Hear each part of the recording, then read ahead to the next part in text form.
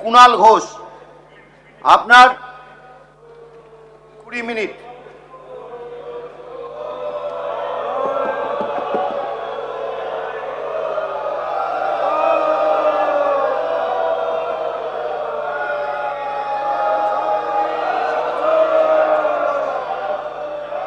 Please please please please.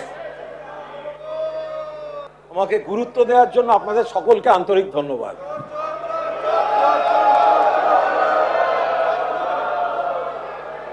বাবু, বিষয়ের বাইরে যাবেন না, যে আলোচনা হচ্ছে সেটা থাকুন।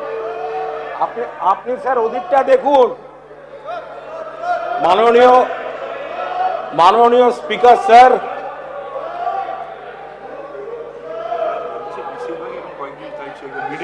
আমি মাননীয় স্পিকার স্যার একটু এদিকে। আমি অন্য বিষয়ে তুলতে চাই না, কিন্তু ওনারা যে আমায় গুরুত্ব দিচ্ছেন, আমাকে তো। নমস্কার, আমি রাজনৈতিক বিশ্লেষক আশিস সেনগুপ্ত। দেখলেন আপনারা, কুণাল ঘোষ আজ বলতে উঠেছিলেন বিধানসভার অধিবেশনে, তো যেই মুহূর্তে উঠলেন চোর চোর করে স্লোগান শুরু হয়ে গেল। উনি নিজের বক্তব্য রাখতে গেছিলেন, বক্তৃতা দিতে গেছিলেন। এবারে ব্যাপার হচ্ছে, যখনই কুণাল ঘোষ কিছু বলার চেষ্টা করেন, কিছু বলতে যান, এমনকি ফেসবুকে পোস্ট করলেও চোর চোর লোকে কমেন্ট করে। আজকে যেমন বিধানসভাতে বিধায়করাও চোর চোর এটা কেন হয় ওনার সঙ্গে সব সময়? দেখুন, উনি কিন্তু অ্যাকচুয়ালি বাকি তৃণমূলের এই যে ধরা পড়ছে, বিধায়ক থেকে কাউন্সিলর থেকে সাংসদ থেকে ছোটোখাটো নেতা টেতা সবাই চুরির দায়, সেরমভাবে দুর্নীতিগ্রস্ত কিন্তু কুণাল ঘোষ না।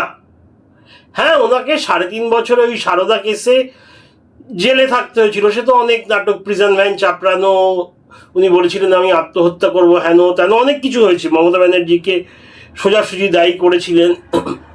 তবে উনি একটা কথা বারবার বলে এসছেন, সেম কথা, যে সারদায় উনি চাকরি করতেন। সারদার ফাইন্যান্স, অর্থনীতিতে কি হচ্ছে, কি কাজ হচ্ছে, কত প্রফিট হচ্ছে, না দুর্নীতি হচ্ছে, এটার বিষয়ে উনি একেবারেই অবগত ছিলেন না। কিন্তু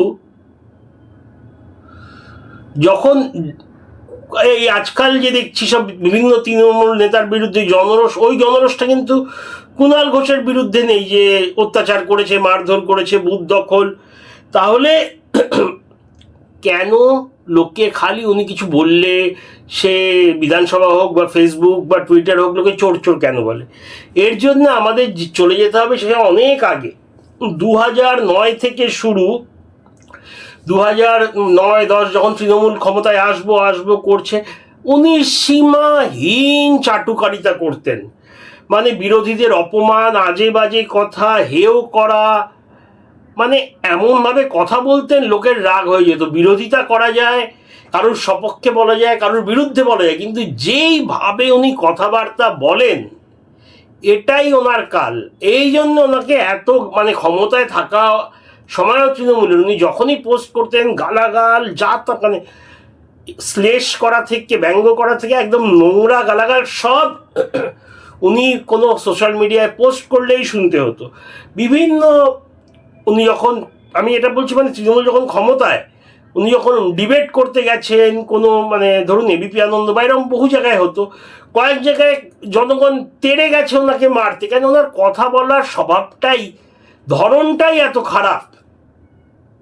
মানে লোককে তুচ্ছ তাচ্ছিল্য করা, মিথ্যে অভিযোগ দেওয়া, যা তা মিথ্যে কথা বলা লোকের সম্বন্ধে, এই কারণে ওনার উপর রাগ। যেমন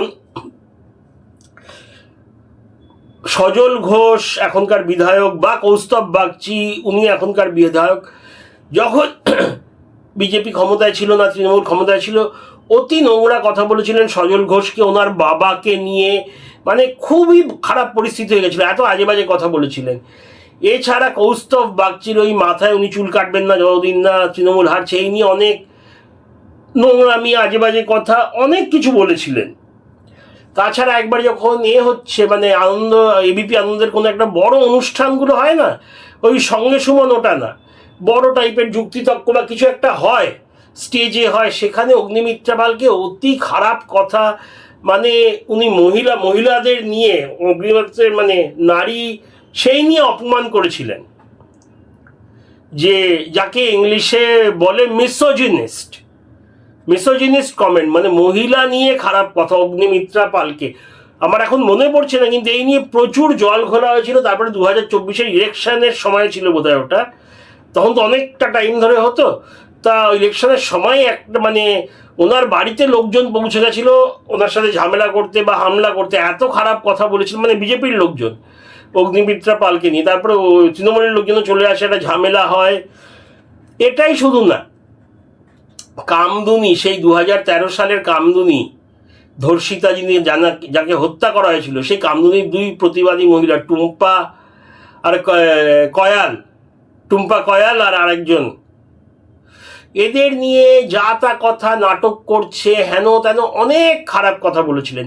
এছাড়াও খুবই রিসেন্ট ঘটনা 2024-এর, শাহজাহান যে মহিলাদের পিঠে বানাতে ডাকা হতো, শাহজাহান এবং অনুগামীদের অনেক নোংরামি করতো, পুরো জনসমক্ষে এলো।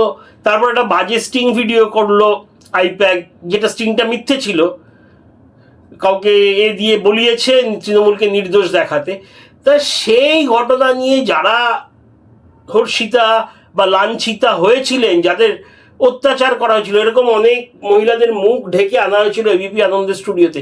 সেই মুখ ঢাকা নিয়ে অনেক নোংরামি করেছিল, অপমান করেছিলেন সেই মহিলাদের, বলেছিলেন আসলে আপনারা নাটক করছেন, মুখ ঢেকে আছেন কেন, থাকলে মুখ খুলে দিন না। যারা ধর্ষিতা, যাদের শ্লীলতাহানি হয়েছে, তাদের কোনো নিয়ম আছে, ভারতের নিয়মিত তারা মুখ ঢেকে থাকবে, এই নিয়েও খারাপ কথা বলেছিলেন। এই কারণেই কুণালের ওপর মেন জনরোষটা, এবং শুধু জনসাধারণের জনরোষ না, উনি ওই মুখপাত্র ছিলেন, এখনো আছেন বিধায়কের সাথে, এখনো মুখপাত্র, কিন্তু আগে শুধু মুখপাত্র ছিলেন।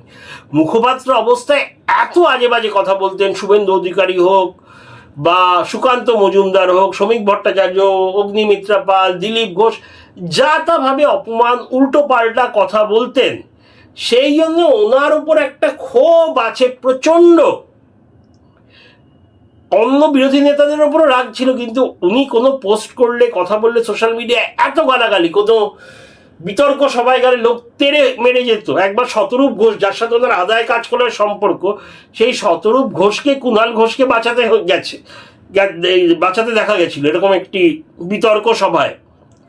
তা কুণালের ব্যবহার, কথাবার্তার জন্যই কিন্তু ওর ওপর মেন রাগ। ওর চুরি চামারি, দুর্নীতি বা অত্যাচার এইগুলোতে অতটা উনি যুক্ত নন, কিন্তু অভদ্র কথাবার্তা, ইচ্ছা করে নোংরামি করা, অপমান করার চেষ্টা করা, মহিলাদের ইঙ্গিতপূর্ণ বা আজে বাজে মন্তব্য করা, যেগুলো আমরা দেখেছি ওই যে অগ্নিমিত্রা পাল মহাশয়া বলুন বা কামদুনিতে যারা প্রতিবাদী দুই মহিলা মুখ, টুম্পা কয়াল এবং তার বান্ধবী, এছাড়া সন্দেশখালিতে যারা অত্যাচারিত নিপীড়িত হয়েছিল, তাদেরও একদম অতি জঘন্য কথা বলেছেন। এই ওনার মুখের জন্যে লোকের ওনার উপর এত রাগ। আজকে বিধানসভা, এখন তো উনি অনেক বদলে গেছেন, মানে হারার পর এখন নিপাট ভালো মানুষ হয়ে গেছেন।